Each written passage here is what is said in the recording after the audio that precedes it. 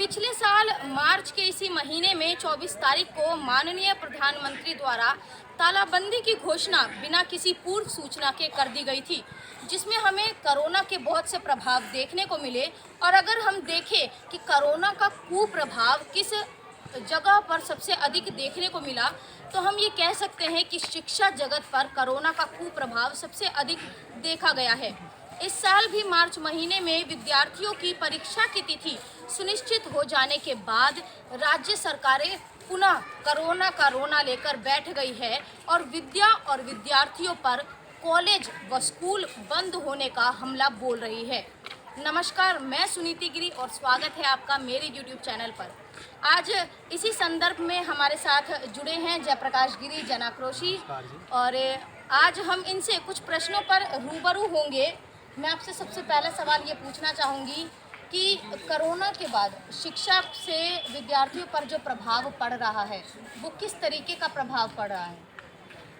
Corona से का जो दुष्प्रभाव है वह सिर्फ शिक्षा जगत पर ही नहीं, आर्थिक, सामाजिक हर स्तर पर पड़ा है। लेकिन जो शिक्षा पर पड़ा है वह तो उस हानि को हम लोग पूर्ति नहीं कर सकते। पिछले साल इसी मार्च के महीने में परीक्षा की तिथि घोषित हो गई थी और पुनः जो है प्रधानमंत्री द्वारा अघोषित जो है लगा दी गई लॉकडाउन। फिर इस प्रकार अभी इसी साल पुनः मार्च के महीने में लॉकडाउन घोषित कर दी गई है। राज्य सरकारें जैसे पंजाब सरकार हुआ, मध्य प्रदेश, उत्तर प्रदेश व अन्य राज्यों में लॉकडाउन लगाया जा रहा है। अगर ये स्थिति 31 तारीख के बाद बढ़ती है तो उससे विद्यार्थियों पर बहुत ही दुष्प्रभाव पड़ेगा। पिछले साल तो इसी प्रकार पास कर दिए गए बिना किसी कक्षा में क्लास चलाए हुए, और इस साल भी हमें लगता है कि ऐसी ही स्थिति होगी। इससे विद्यार्थियों का मानसिक स्तर जो है वह और बौद्धिक स्तर वो ऊंचा नहीं उठेगा। भाजपा सरकार ये जो नई शिक्षा नीति लेकर आई है, आपको क्या लगता है कि इस शिक्षा नीति से भारत क्या विश्व गुरु बनने के लिए एक कदम बढ़ा रहा है? नहीं, भारत को विश्व गुरु बनने से जो भारत की हमारी शिक्षा नीति है उस पर प्रभाव जो है अच्छा है, लेकिन जो अभी शिक्षा नीति आई है वह अच्छा है। लेकिन कोरोना काल में जो शिक्षा नीति पर प्रहार की जाए, कोरोना का रोना को लेकर जो शिक्षा नीति पर प्रभाव दिया जा रहा है वह गलत है। जब भी शिक्षा परीक्षा का समय आ रहा है, कोरोना का रोना लेकर विद्यार्थियों पर आघात हो रहा है, ये गलत है। नहीं, ये देखा जाता है कि पिछले साल भी देखा गया और इस साल भी देखा जा रहा है जैसे जैसे विद्यार्थी पूरे साल मेहनत करते हैं अपनी परीक्षा के लिए, और जैसे ही उनकी परीक्षा की तिथि सुनिश्चित कर दी जाती है तो जितनी भी राज्य सरकार है अधिकतर भी कोरोना का रोना लेकर बैठ जाती है। आप इस पर क्या कहेंगे?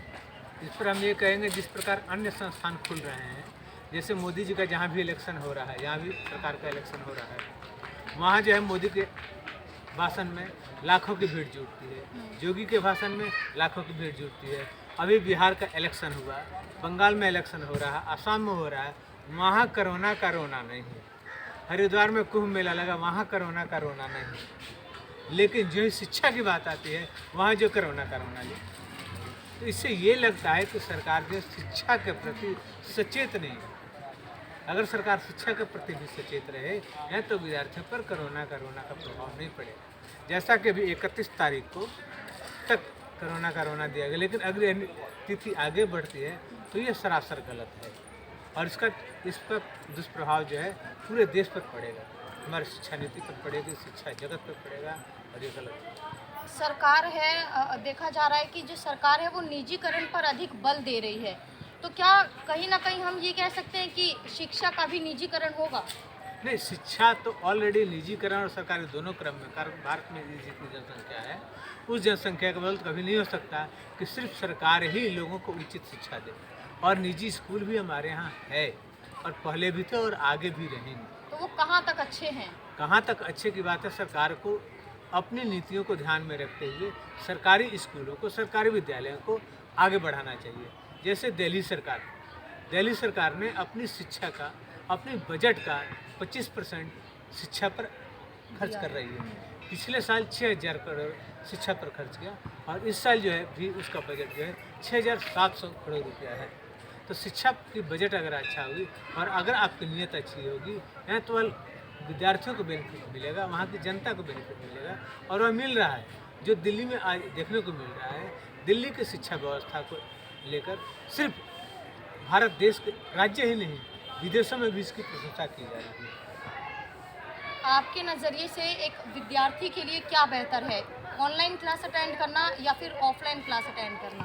देखो, ऑनलाइन और ऑफलाइन शिक्षा का माध्यम दोनों ही माध्यम से ही है। जैसे कोरोना काल हुआ या कोई विपत्ति आपत्ति स्थिति आई, तो उसमें ऑनलाइन शिक्षा बहुत ही बेहतर है कि आप घर बैठे भी ऑनलाइन शिक्षा ग्रहण कर सकते हैं। रह गई ऑफलाइन की बात, अगर क्लासेस स्टार्ट होती है तो उसमें ऑफलाइन शिक्षा उससे बेहतर है, कारण कि ऑफलाइन शिक्षा में एक शिक्षक और विद्यार्थी का एक दूसरे के प्रति इंटरेक्शन होता है, एक दूसरे के प्रति समझ होती है, विद्यार्थी क्या कहना चाहता है, शिक्षक क्या समझाना चाहता है, तो एक दूसरे से पूछते हैं, प्रश्न होता है और उत्तर होता है। जबकि ऑनलाइन परीक्षा में यह चीज़ें असंभव है।